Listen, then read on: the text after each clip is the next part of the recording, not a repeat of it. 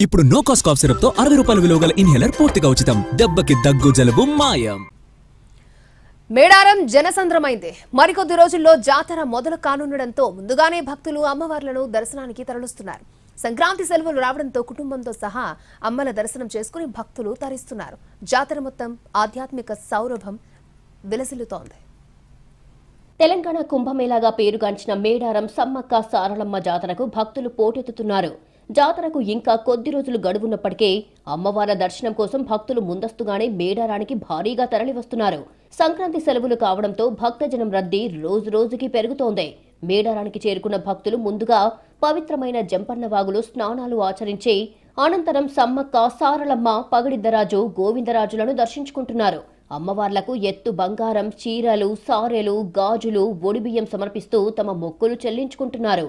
జాతర వాతావరణం మొత్తం భక్తిభావంతో నిండిపోయింది. ఆదివారం సెలవు కావడంతో మేడారం భక్తులతో కిక్కిరిసిపోయింది.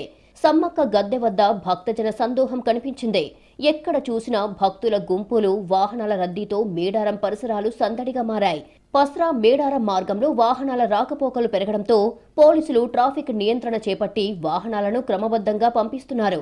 జనవరి 28 నుంచి 31వ తేదీ వరకు జరిగే మహాజాతర సమయంలో అపారమైన రద్దీని దృష్టిలో పెట్టుకుని చాలా మంది భక్తులు ముందుగానే వచ్చి మొక్కులు చెల్లించుకుంటున్నారు. గద్దెల ప్రాంగణంలో భక్తుల సందడి పెరిగిన కొద్దీ ఆలయ పరిసరాల్లో ఆధ్యాత్మికత మరింత ఉట్టిపడుతోంది. మేడారంలో చేపట్టిన శాశ్వత నిర్మాణ పనులు చివరి దశకు చేరుకున్నాయి. 100 ఏళ్ల పాటు నిలిచేలా ప్రభుత్వం చేపట్టిన అభివృద్ధి పనులు భక్తులను ఆకట్టుకుంటున్నాయి. గద్దెల ప్రాంగణ విస్తీర్ణం పెంపు, చుట్టూ తోరణాలు, మెరుగైన రహదారుల వంటి పనులు మేడారానికి కొత్త రూపును తీసుకొస్తున్నాయి.